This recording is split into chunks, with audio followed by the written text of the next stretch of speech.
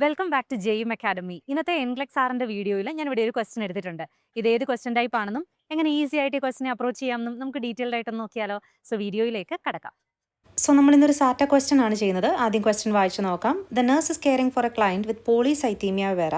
Which of the following actions should the nurse take? So polycythemia vera എന്ന കണ്ടീഷനുള്ളൊരു ക്ലയൻറ്റിന് ഇതിൽ ഏത് ആക്ഷനാണ് എടുക്കേണ്ടതെന്നാണ് ചോദിച്ചിരിക്കുന്നത്. Okay, so first option, encourage the client to increase the intake of fluid, administer low dose of aspirin to the client as prescribed, request a prescription for an iron supplement for the client, teach the client to elevate the legs while sitting, prepare the client for phlebotomy. So നമ്മൾ ശ്രദ്ധിക്കേണ്ടത് ആദ്യം polycythaemia വേറെ എന്താണെന്നുള്ളൊരു basic knowledge ആവശ്യമാണ്. എന്നിട്ട് ഓരോ options വെച്ചിട്ട് ഈ ഓപ്ഷനിൽ കൊടുത്തിരിക്കുന്ന ആക്ഷനും ഈ കണ്ടീഷനും തമ്മിലുള്ള റിലേഷൻ എന്താണ്, അങ്ങനെയാണ് നമ്മൾ ക്രിട്ടിക്കലി തിങ്ക് ചെയ്യേണ്ടത്. ഓക്കെ, അല്ലാതെ പോളിസൈത്തീമിയ വേറയിൽ നമ്മൾ പഠിച്ച മാനേജ്മെൻറ്റ് എന്താണെന്ന്, ബൈഹാർട്ട് ചെയ്ത് വെച്ച മാനേജ്മെൻറ്റ് എന്താണെന്ന് ഓർത്തെടുക്കാനായിട്ട് ശ്രമിക്കുക അല്ല ചെയ്യേണ്ടത്. ഓക്കെ, സോ പോളിസൈത്തീമിയ വേറെ എന്താണെന്നുള്ളൊരു ബേസിക് നോളജ് വെച്ചിട്ട് ഈ ഓപ്ഷനിൽ കൊടുത്തിരിക്കുന്ന ആക്ഷൻ എന്താണോ അതും ഇതും തമ്മിലുള്ള റിലേഷൻ എന്താണെന്ന് ക്രിട്ടിക്കലി തിങ്ക് ചെയ്യുക. ഓക്കെ, സോ പോളിസൈത്തീമിയ വെറ എന്ന് പറയുന്നത് ഒരു ഹെമറ്റോളജിക്കൽ കണ്ടീഷനാണ്. ഓക്കെ, ഹെമറ്റോളജിക്കൽ ഡിസോർഡർ ആണ്. അതായത് ഇവിടെ സംഭവിക്കുന്നത് too many RBCs, okay, RBCs produce ആകുകയാണ് ചെയ്യുന്നത്. Okay, too many RBCs produce ആകുന്നു. സോ അതുകൊണ്ട് ബ്ലഡിൻ്റെ വിസ്കോസിറ്റി കൂടുകയാണ് ചെയ്യുന്നത്. ഓക്കെ, ബ്ലഡിൻ്റെ വിസ്കോസിറ്റി കൂടുന്നു. ഓക്കെ, ബ്ലഡിൻ്റെ വിസ്കോസിറ്റി കൂടുമ്പോൾ ത്രോംബസ് ഫോം ചെയ്യാനുള്ള, ബ്ലഡ് ക്ലോട്ട് ഫോം ചെയ്യാനുള്ള സാധ്യത വളരെ കൂടുതലാണ്. ഓക്കെ, സോ ഒന്നുകൂടെ നമുക്ക് പറയാം, പോളിസൈത്തീമിയ വെറ എന്ന് പറയുന്ന ഒരു ഹെമറ്റോളജിക്കൽ ഡിസോർഡർ ആണ്. RBCs കൂടുതലായിട്ട് പ്രൊഡ്യൂസ് ചെയ്യുന്നത് കൊണ്ട് ബ്ലഡിൻ്റെ വിസ്കോസിറ്റി കൂടുകയും ത്രോംബസ് ഫോർമേഷൻ ഉണ്ടാവാനുള്ള സാധ്യത കൂടുകയും ചെയ്യുന്നു. അതായത് ബ്ലഡ് ക്ലോട്ട് ഫോർമേഷൻ അതിൻ്റെ സാധ്യത കൂടുകയാണ് ചെയ്യുന്നത്. ഇതാണ് നമ്മൾ ഇതിനകത്തുനിന്ന് മനസ്സിലാക്കി വെക്കേണ്ടത്. Okay, now first option, encourage the client to increase the intake of fluid. So fluid intake increase ചെയ്ത് കഴിഞ്ഞാൽ ഈ പോളിസൈത്തീമിയ വെറ എന്ന കണ്ടീഷന് ഹെൽപ്ഫുൾ ആകുമോ ഇല്ലയോ എന്നുള്ളതാണ് നമ്മൾ നോക്കേണ്ടത്. സോ ഫ്ലൂയിഡ് ഇൻടേക്ക് കൂടുമ്പോൾ ബ്ലഡിൻ്റെ വിസ്കോസിറ്റി കുറയും. അതായത് വിസ്കോസിറ്റി എന്ന് പറയുമ്പോൾ തിക്നെസ് കുറയും കുറച്ചല്ലേ.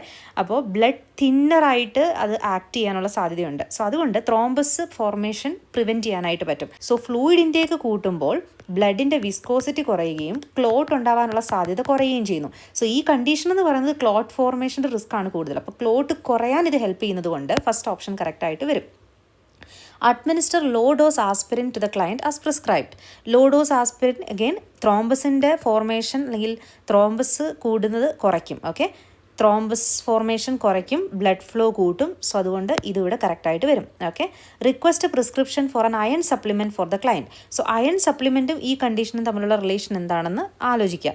സോ അയൺ സപ്ലിമെൻറ്റ്സും മൾട്ടി വിറ്റമിൻസും ഇതിനകത്തൊക്കെ അയണിൻ്റെ കണ്ടൻറ്റ് ഉള്ളത് കൊണ്ട് എക്സസ് അയൺ RBC പ്രൊഡക്ഷൻ കൂട്ടാനുള്ള ഒരു ചാൻസ് കൊടുക്കുകയാണ് ചെയ്യുന്നത്. സോ അയണിൻ്റെ ലെവൽ കൂടുമ്പോൾ RBCയുടെ ഫോർമേഷൻ കൂടുകയാണ് ചെയ്യുന്നത്. സോ RBCയുടെ ഫോർമേഷൻ കൂടിക്കഴിഞ്ഞാൽ എന്ത് സംഭവിക്കും? അഗെയിൻ ബ്ലഡിൻ്റെ വിസ്കോസിറ്റി കൂടാനുള്ള സാധ്യതയാണ് കൂടുതൽ. അപ്പോൾ ഈ കണ്ടീഷൻ ഇത് അപ്രോപ്രിയേറ്റ് അല്ല. സോ അതുകൊണ്ട് നമ്മളത് എലിമിനേറ്റ് ചെയ്യും. Okay, teach the client to elevate the leg while sitting. So legs elevate ചെയ്യുന്നത് അല്ലെങ്കിൽ ഇലാസ്റ്റിക് കംപ്രഷൻ സ്റ്റോക്കിംഗ് ഒക്കെ വെയർ ചെയ്യുന്നത് ത്രോംബസിൻ്റെ ഫോർമേഷൻ പ്രിവെൻറ്റ് ചെയ്യും അല്ലേ. അത് നമുക്ക് ഓൾറെഡി അറിയാവുന്നതാണ്. സോ ത്രോംബസ് ഫോർമേഷൻ പ്രിവെൻറ്റ് ചെയ്യാനായിട്ട് ഈ ഓപ്ഷൻ ഹെൽപ്പ് ചെയ്യുമോ ഇല്ലയോ എന്നാണ് നമ്മൾ നോക്കേണ്ടത്. അപ്പോൾ യെസ്, ഫോർത്ത് വൺ കറക്റ്റാണ്. Prepare the client for phlebotomy. Okay, ഫ്ലെബോട്ടമിക്ക് വേണ്ടി പ്രിപ്പയർ ചെയ്യാമെന്ന് പറയുമ്പോൾ ബ്ലഡ് റിമൂവലാണ് അല്ലേ ഫ്ലെബോട്ടമി എന്ന് പറയുന്നത്. സോ ബ്ലഡ് വോളിയം കുറയ്ക്കാനും വിസ്കോസിറ്റി കുറയ്ക്കാനുമാണ് ഈ പ്രൊസീജിയർ ഹെൽപ്പ് ചെയ്യുന്നത്. അപ്പോൾ ഇവിടെയും നമുക്കത് വേണ്ടത് ആവശ്യമാണ്. പോളിസൈത്തീമിയ വെറയിൽ ബ്ലഡ് വോളിയം കുറയ്ക്കുക, വിസ്കോസിറ്റി കുറയ്ക്കുക എന്നുള്ളതാണ് നമ്മൾ ചെയ്യേണ്ടത്. സോ ഫിഫ്ത്ത് വൺ ഇവിടെ കറക്റ്റായിട്ട് വരും. ഓക്കെ, ഇങ്ങനെയാണ് നമ്മൾ ആൻസർ ചെയ്യേണ്ടത്. അല്ലാതെ പോളിസൈത്തീമിയ വെറ എന്ന കണ്ടീഷൻ ഈ ക്വസ്റ്റനിൽ കാണുമ്പോൾ അതിനെക്കുറിച്ച് പഠിച്ചത് എന്താണെന്ന് ഓർത്തെടുക്കുക, മാനേജ്മെൻറ്റ് എന്തായിരുന്നു എന്ന് ബൈഹാർട്ട് ചെയ്ത് വെച്ച കാര്യങ്ങൾ എന്താണെന്ന് ഓർത്തെടുക്കുക അല്ല ചെയ്യേണ്ടത്. ആദ്യം പോളിസൈത്തീമിയ വെറ എന്താണെന്നൊരു ഐഡിയ ഉണ്ടായിരിക്കണം. അതുണ്ടെങ്കിൽ ഓപ്ഷൻസ് വെച്ചിട്ട് ഇത് തമ്മിലുള്ള റിലേഷൻ എന്താണെന്ന് നോക്കുക. അല്ലെങ്കിൽ ആ പോളിസൈത്തീമിയ വെറയിൽ എന്താ സംഭവിക്കുക എന്നുള്ളത് മനസ്സിലാക്കി പഠിച്ചു കഴിഞ്ഞാൽ ഈ ഓപ്ഷൻസ് ഓരോന്ന് വെച്ചിട്ടും നമുക്ക് ക്രിട്ടിക്കലി തിങ്ക് ചെയ്തെടുക്കാനായിട്ട് പറ്റും.